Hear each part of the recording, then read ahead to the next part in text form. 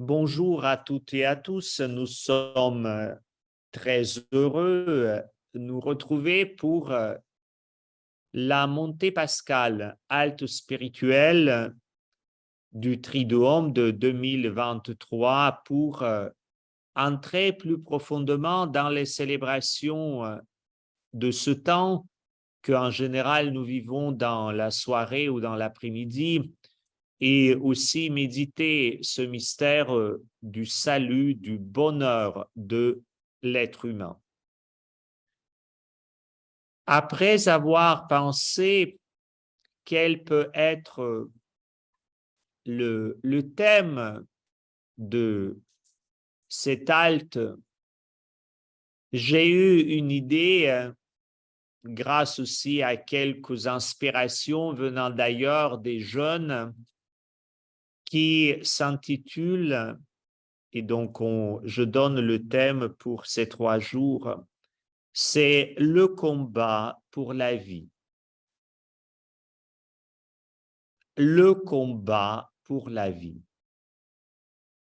Il semble que actuellement parmi des jeunes et même les moins jeunes, le théâtre de Diamant en épreuve dans la ville du Québec et le grand metteur en scène Robert Lepage semble d'être un très grand fan.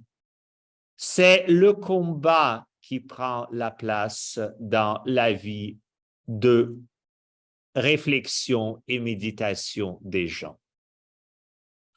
Or, le combat tel qu'il est envisagé, c'est un narratif. C'est pas un sport, ce que je viens d'apprendre récemment. C'est pas un art dans sa forme pure. C'est la combinaison, la combinaison de deux. Pour tous ces spectacles, parce qu'il y a une partie de spectacle, il y a un narratif qui est écrit. Qui est le bon, qui est le méchant, qui va gagner, qui va perdre, pas forcément le soir même, mais tout dans la longueur de l'année. Vous savez, ce qui nous paraît un peu du mode superficiel et facile peut s'avérer d'être un peu plus profond ou en tout cas plus élaboré qu'on y pense. Et probablement, la passion de Jésus, le don de la vie de Jésus, très souvent peut-être aussi nous apparaît un peu plus superficiel et un peu moins élaboré dans notre tête et dans notre cœur que ça peut y être. En général, nous pouvons même réduire ce mystère, vous m'excuserez pour l'expression, à quelques clichés. Dieu nous aime, Dieu nous sauve, Dieu donne sa vie, il a souffert pour nous, il a porté nos souffrances, mais de temps en temps, on ne se plonge pas dans ces paroles.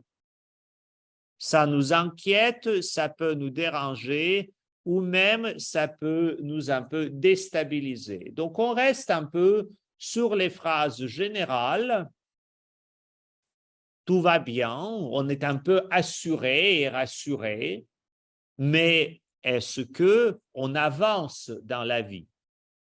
Et dans la vie telle que nous la connaissons, mais aussi dans notre cheminement spirituel. Alors pour cela, j'ai donné ce titre, Le combat pour la vie. Parce que notre vie est une tension, est un combat. Comme disaient les pères de désert, toute la vie humaine est un combat spirituel où on apprend ou on n'apprend pas à pratiquer des bonnes habitudes et grandir dans notre humanité et même dans l'humanité,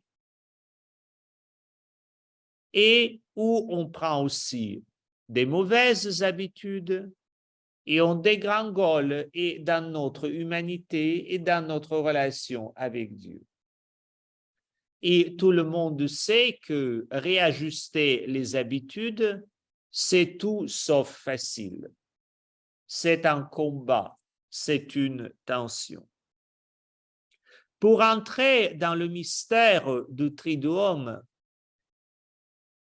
alors nous l'avons déjà fait toutes et tous lors de la célébration d'une certaine manière de dimanche des Rameaux, parce que les dimanches des Rameaux, c'est comme une prélude, un peu une anticipation de ce qui est vécu pendant la Semaine Sainte et d'une manière très particulière pendant le Triduum pascal.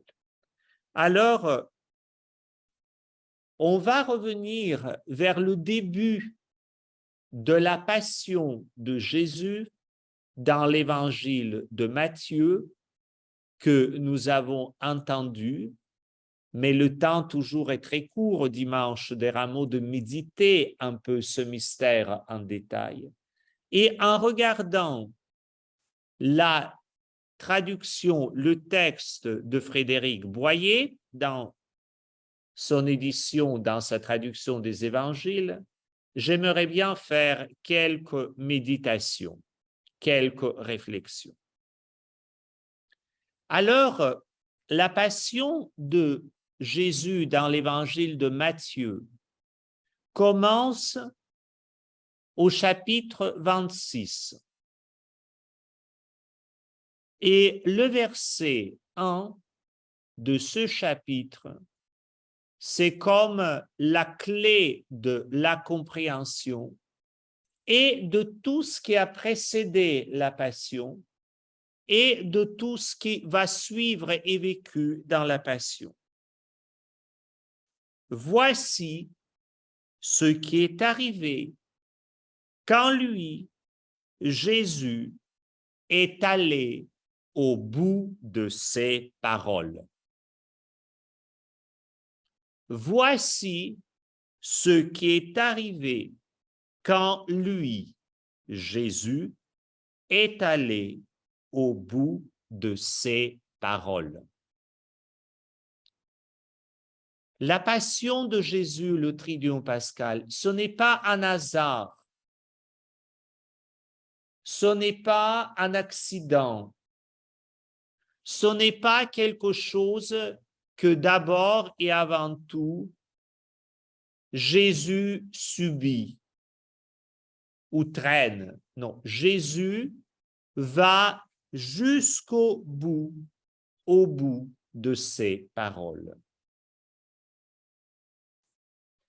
Aller au bout de ses paroles, c'est la précision très profonde du mystère de Pâques, de mystère de libération, peut-être même de la liberté, parce que le mystère de Triduum pascal, c'est comment être libre.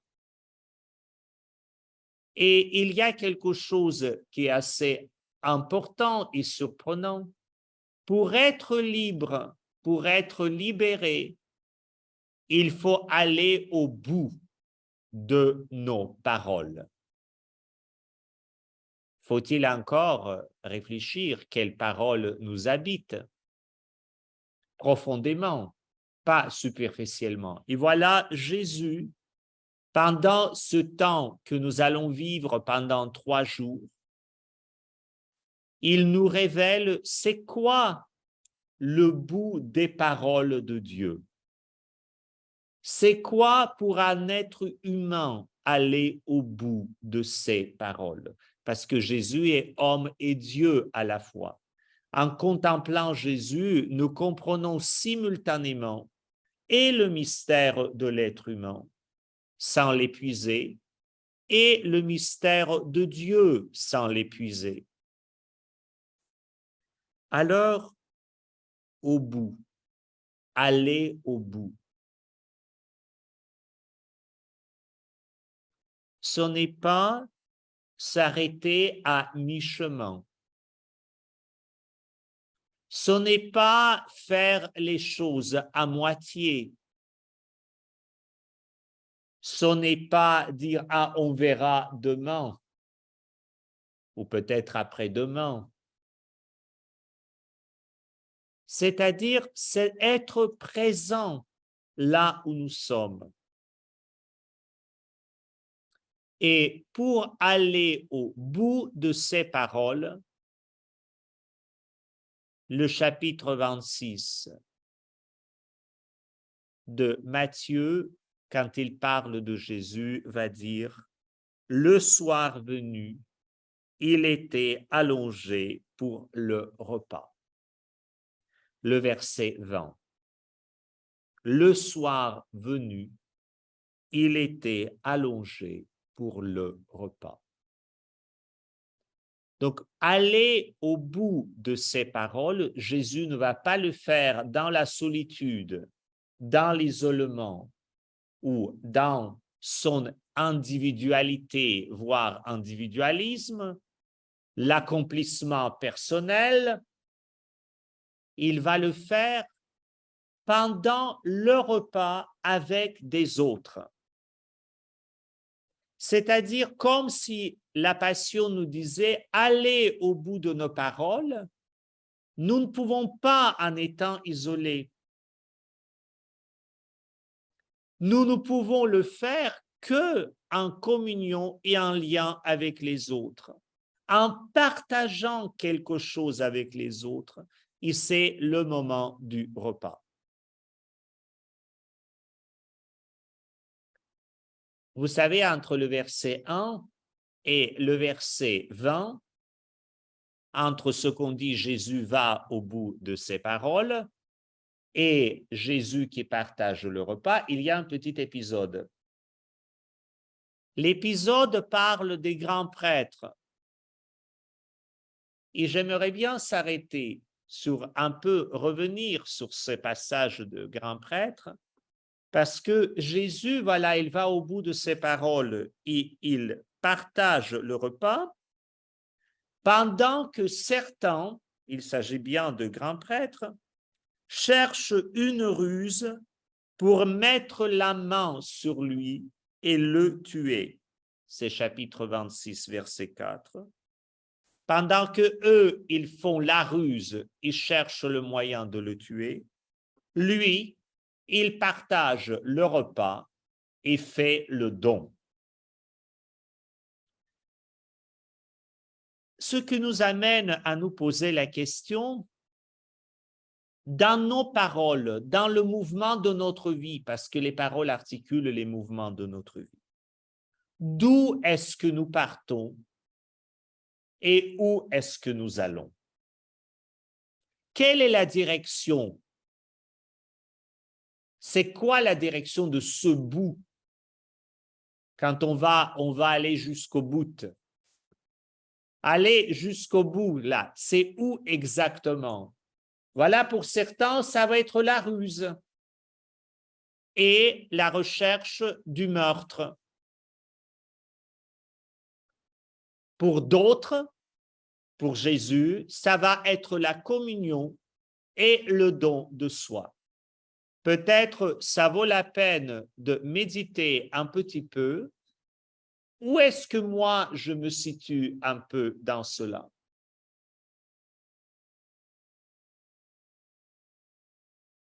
Et Jésus, lors de ce repas, pose un geste, pose le sacrement dans le temps pour l'éternité. Ce que fait que une fois, ce qui a été fait une fois dans l'histoire devient accessible au-delà de l'histoire ou à chaque moment de l'histoire. Vous savez, l'Eucharistie, le sacrement et même le mystère de passion où Jésus donne sa vie, c'est un moment très précis dans l'histoire. Nous ne répétons pas, nous ne ferons pas la reproduction, nous participons à ce qui a été vécu une fois dans un moment de l'histoire. Et c'est là le sacrement. C'est cela le mémorial. Il n'y a pas 36 000 Eucharisties qui s'ajoutent l'un après l'autre. Il y a 36 000 Eucharisties qui nous font participer à un seul événement qui s'est produit très précisément dans un moment. Et le premier pas pour vivre ce repas, ce Jésus, il faut faire un constat. Vous savez, pour donner la vie, pour aller jusqu'au bout de nos paroles, de nos intentions profondes de cœur, il faut faire un constat sur la réalité de la vie. Non pas pour accuser la vie, non pas pour l'enjoliver, mais pour faire un constat. Et Jésus, dans le verset 21, fait un constat dramatique. Il dit, l'un d'entre vous va m'abandonner. C'est une traduction intéressante dans le texte de Frédéric Boyer. Il ne parle pas ni de trahison, ni de livraison. Il parle d'abandon. L'un d'entre vous va m'abandonner. Mais malheur à l'homme par qui le Fils de l'humanité est abandonné.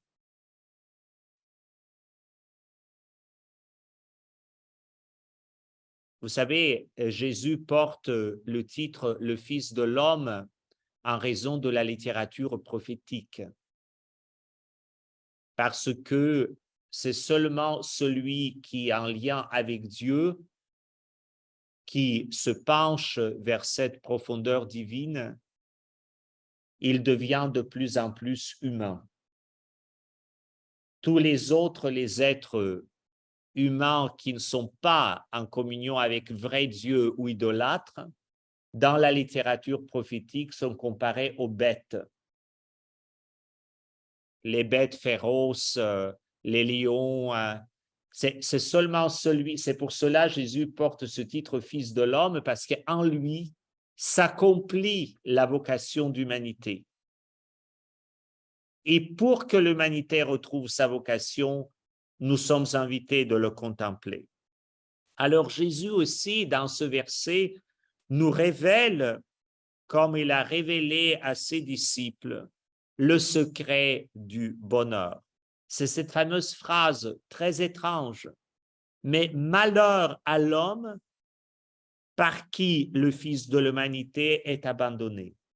Très souvent, nous lisons cette phrase, il me semble, comme une accusation, comme quelque chose qui nous culpabilise.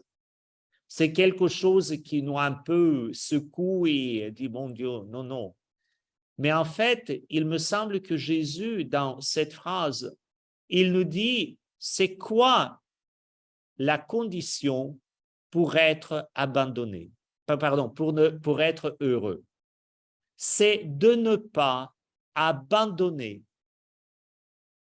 Malheur, il est à celui qui abandonne. Le bonheur, il est à celui ou à celle qui n'abandonne pas.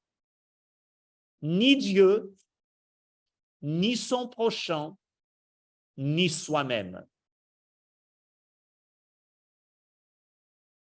Nous sommes heureux, et c'est un des mystères du Triduum pascal, parce que quand nous sommes sauvés, nous retrouvons la plénitude de la joie, du bonheur, de paix. Nous sommes heureux quand nous refusons d'abandonner. En fait, le secret du bonheur de la vie se trouve dans la vie de fidélité, dans la vie de loyauté, dans la vie du lien, dans la vie de communion et non pas dans la vie de rupture ou de l'individualisme qui s'imagine tout seul on peut s'accomplir. Jésus est fidèle. Il est fidèle dans le lien avec le Père et avec ses disciples. Il n'ignore pas ni leur fragilité, ni leur péché, ni leur, disons, torsion, mais il est fidèle. Il est là pour eux. Et le verset 26 va dire qu'ils partagent leur repas.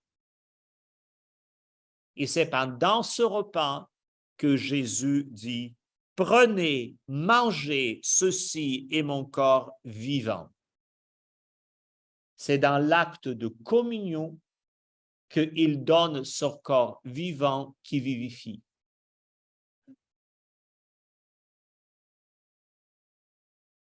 La vie se cache dans le don, non pas dans l'entraînement. Vous savez, on pense très souvent pour être vivant, il faut faire l'exercice de santé, de diététique, de médecin. Pour être vivant d'abord et avant tout, l'Eucharistie nous dit que nous sommes invités au don. D'ailleurs, d'abord à la réception de dons venant de Dieu. Après, verset 27 nous dit, oui, il prend la coupe, il dit, buvez-en tous, ceci est mon sang, celui de l'alliance, lui répandu pour beaucoup et libéré des manques. C'est aussi le sang, c'est le symbole de l'agneau. Jésus dit qu'il vient accomplir dans cette démarche de communion une œuvre de réconciliation, de rétablir le lien rompu entre Dieu et l'être humain. Il n'est pas là d'abord pour chercher les causes, même s'ils en existent, pour l'accuser, pour réprimander, d'abord et avant tout pour rétablir les liens, même certaines démarches douloureuses, comme les constats. L'un d'entre vous va me livrer, et toi, Pierre, tu vas dire que tu ne me connais pas, vont être importantes, où il va dire aux autres, et vous tous, vous serez dispersés. L'alliance, c'est prendre soin de l'autre. Dieu fait son alliance pour prendre soin de l'être humain, et quand l'être humain entre dans l'alliance, il est obligé de prendre soin de Dieu. Ici, l'être humain même fait le lien avec son prochain, et même vis-à-vis de soi-même, parce que et le prochain et nous-mêmes, nous sommes à l'image et à ressemblance de Dieu. Donc, nous prenons toujours soin de Dieu. Et c'est précisément en prenant soin de Dieu, nous nous accomplissons comme des êtres humains.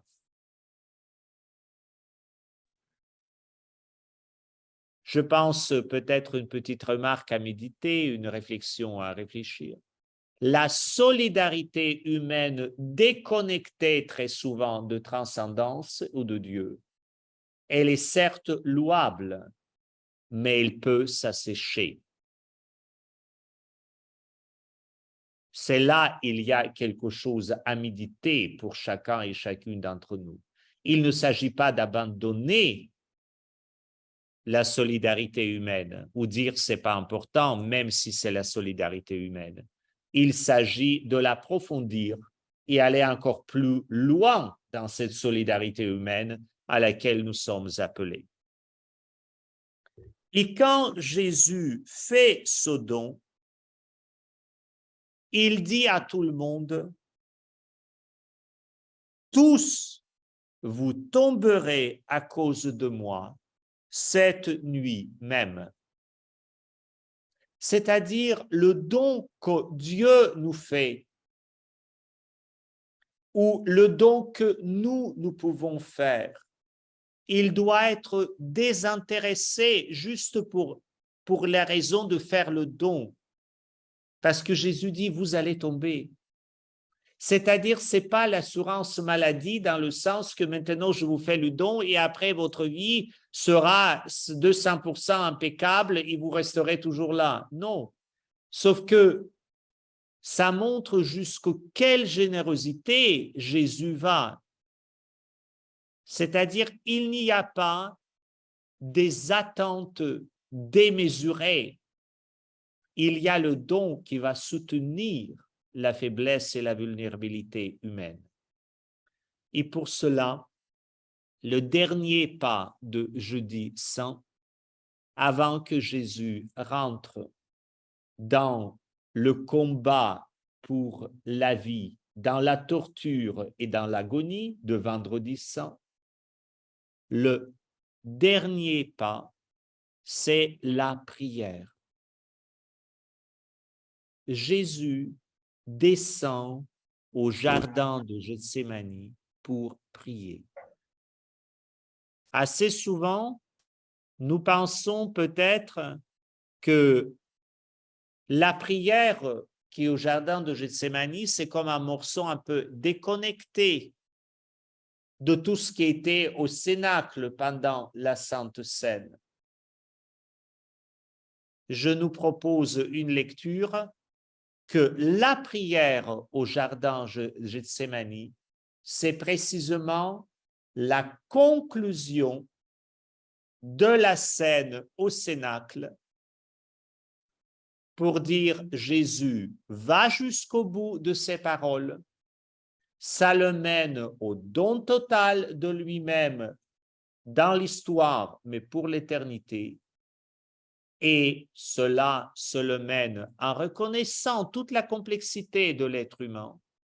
Et Jésus, en reconnaissant cela, ne renonce pas au don, mais il le fait et il se met en prière pour que ce don soit toujours soutenu par sa communion à lui avec le Père dans l'Esprit Saint.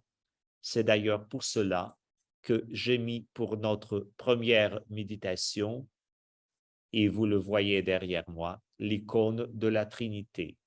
La Sainte Seine s'enracine dans la communion le plus profond, au plus profond de Dieu. Voilà pour cette matinée. Et si je devrais nous poser une question pour méditation, je reviens au début de ma réflexion. Aller jusqu'au bout de nos paroles. Où est-ce qu'exactement nous aimerions y aller? Ce bout, il se situe où? Et peut-être quand nous méditons cela, nous pouvons faire des constats à propos de nous, à propos des gens avec qui nous sommes en communion, voir quels sont les dons que nous faisons et là où est-ce que nous nous retenons, où est-ce que notre orgueil un peu joue comme celui de Pierre qui dit « moi, jamais, je ne te renierai pas, je serai toujours là ». Et quelle est la prière qui nous habite suite à ce moment de communion avec Dieu, avec les autres et avec nous-mêmes?